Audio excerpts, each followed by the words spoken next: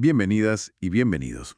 Hoy nos adentramos en un caso que realmente sacudió los cimientos de la sociedad argentina, el del odontólogo Ricardo Barreda. Tenemos delante crónicas de la época, fragmentos de biografías, papeles del proceso judicial. La idea es seguir la pista de lo que pasó aquel 15 de noviembre de 1992 y, bueno, todo lo que vino después a través de estos documentos. Exacto, vamos a intentar desgranar los puntos clave que surgen de estas fuentes. El crimen en sí, la versión que dio Barreda, que choca bastante con las pruebas, su vida tras la condena y, claro, las preguntas que todavía quedan en el aire según lo que hemos leído. Pues entremos en materia. Aquel día, el 15 de noviembre del 92, según contó el propio Barreda, todo empezó, o él dijo que empezó, por una discusión en casa. Sí. Afirmó que su esposa, Gladys MacDonald, le llamó Conchita, como con desprecio, ¿no? Justo cuando él iba a limpiar unas telarañas. Y aquí ya tenemos un primer punto, delicado, digamos, porque esa historia del maltrato continuo, del apodo humillante, viene solo de él. Es su palabra. Claro. Los peritajes del juicio, pusieron muy en duda esa versión. Apuntaban más bien a un posible crimen planeado, fruto del odio acumulado, no un arrebato. Lo que sí sabemos que pasó después fue terrible. Barreda cogió una escopeta, una Víctor Sarrasqueta, y un detalle que pone los pelos de punta es que se la había regalado su suegra, Elena Arreche. Madre mía. Y con esa escopeta mató a su mujer, a sus dos hijas, Adriana de 24 y Cecilia de 26, y a la propia suegra, que tenía 86 años. Todo allí, en la casa familiar de La Plata. Después de los asesinatos, intentó montar una escena, ¿no? Como si hubiera sido un robo, desordenando todo. Sí, y su comportamiento posterior.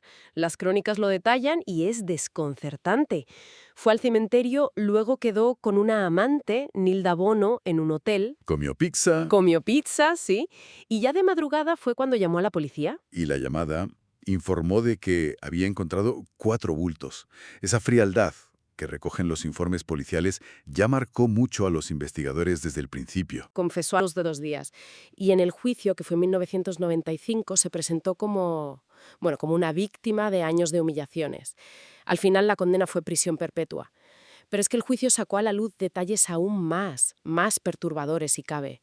Los informes forenses mencionaban moratones en los muslos de las hijas y, un dato clave, encontraron fosfatasa ácida prostática, que es una enzima del semen. Exacto, en las vaginas de las chicas. Y la reacción de Barreda ante esto, que consta en las actas, fue preguntar, ¿en cuál de las dos? Increíble. Y le contestaron. En las dos. Es estremecedor, como dices. Hubo un psicólogo forense importante en el caso, Elio Linares. Sí, lo mencionan las fuentes. Pues Linares manifestó estar convencido de que las había violado después de matarlas, algo que Barreda siempre negó claro. Linares también apuntó a posibles factores psicológicos, como una madre muy posesiva y un padre ausente. Cosas de su historial. Pasan los años y ya en prisión conoce a Berta André. Consiguió el arresto domiciliario en 2008, ¿no? Y se fue a vivir con ella. Sí, pero esa relación pues tampoco funcionó bien. Las fuentes indican que él la maltrataba psicológicamente. La llamaba Chonchan, otro apodo despectivo. Es un patrón que se repite, ¿verdad? Da que pensar. Ese maltrato hizo que le quitaran el beneficio del arresto domiciliario en 2014. Y Berta murió poco después, en 2015. Algunos relatos la describen como sumida en una depresión profunda. Una historia triste, también. A finales de ese mismo año, de 2015, la justicia consideró que Barreda ya había cumplido su condena. Y sus últimos años fueron, bastante erráticos. Pasó por varias residencias, acabó en un geriátrico en José Cepaz. Los informes médicos de esa época ya hablaban de un deterioro cognitivo importante, neumonía. Parece que la única persona que lo visitaba con regularidad era su biógrafo, Pablo Martí. Sí. Y las descripciones que hay de él en esos últimos años, en diversas fuentes, pues lo siguen pintando como misógino, acosador incluso. Y llama la atención que, al principio, después del crimen, las fuentes recogen que no mostraba arrepentimiento.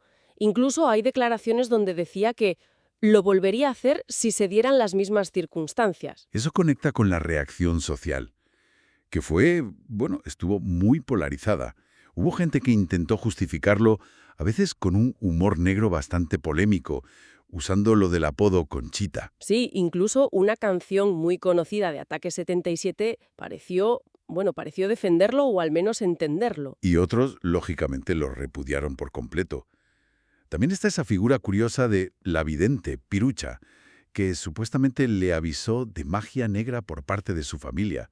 Un detalle más en toda esta trama. El otro biógrafo, Rodolfo Palacios, en su libro Conchita, documentó muy bien esa época con Berta, cómo persistía esa actitud desagradable, ese humor misógino. Y ya al final de todo, algunas fuentes sí mencionan que mostró cierto arrepentimiento. Murió el 25 de mayo de 2020. Y en su tumba, la inscripción dice: «Arrepentido de mis pecados cometidos». Pero claro, Claro, ese posible arrepentimiento coincide con el diagnóstico de deterioro cognitivo avanzado, lo que algunas fuentes llaman Alzheimer. Así que, inevitablemente, surge la duda sobre la lucidez, la autenticidad de ese remordimiento final. Así que, resumiendo lo que nos cuentan las fuentes, tenemos el retrato de un hombre que cometió un acto de violencia extrema contra su familia, cuya versión de los hechos siempre estuvo bajo sospecha y cuya vida posterior pues siguió generando polémica y dolor.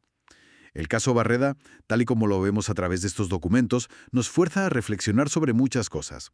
La violencia dentro de casa, cómo a veces la sociedad busca justificaciones, pero quizá la pregunta más inquietante que nos dejan estos relatos es sobre el arrepentimiento. ¿Puede ser real, genuino después de algo así? Sobre todo cuando la enfermedad parece nublar la conciencia en los últimos momentos de la vida. Es algo para hablarle vueltas, sin duda.